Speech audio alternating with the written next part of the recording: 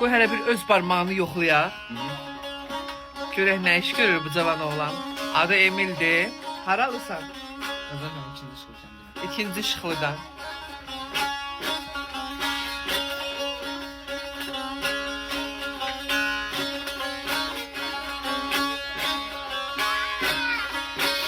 Qoy sən yaxın oturub ki, video yaxşı çıxsın.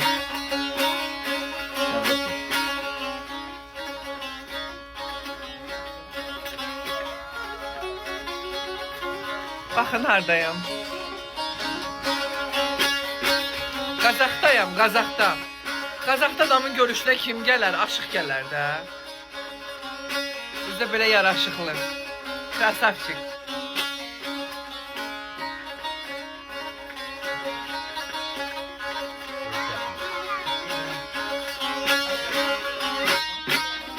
Bir gün gördüm çıkmaya düşen seni. Ələn. Xaric oxumada.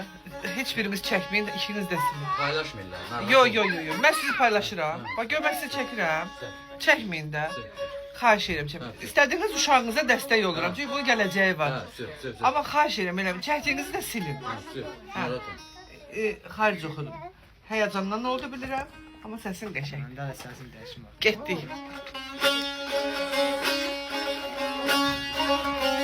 Hə.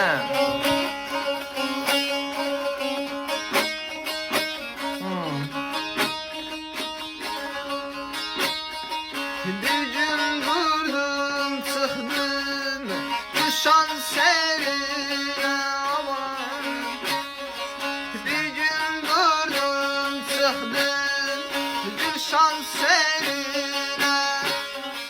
Gördüm ki bülbüller güle yalvar, güle yalvar, yaman yalvar.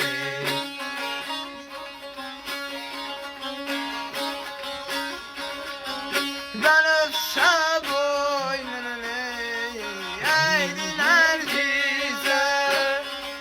Mən öpüşəm. Gözüşünü dile yalvar, dile yalvar, dile yalvar. Sağ ol aşıq.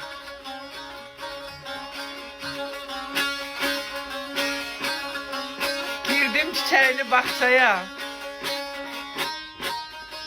Güller məni qopar dedi.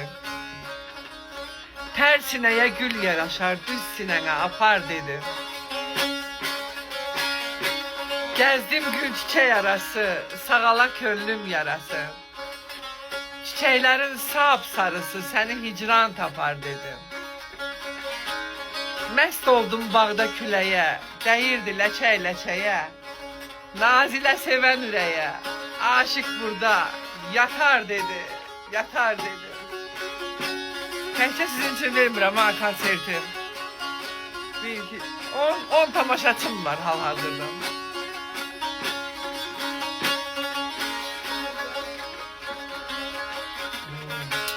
Möhürbəndi vur görək.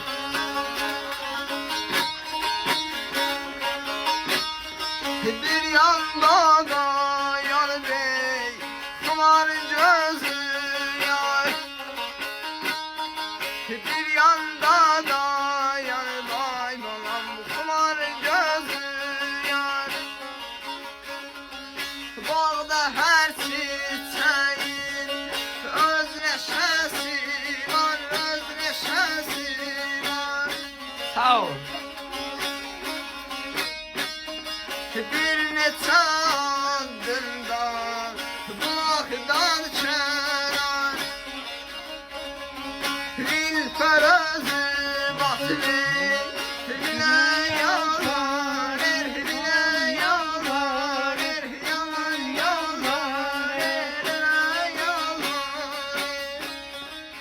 Sağ ol. Ömrün uzun olsun. Alkışlayırsınız. Alkışlayın. Qərbin qapısıdır Qazaq mahalı. Ay Züqatel xanım, haradasan?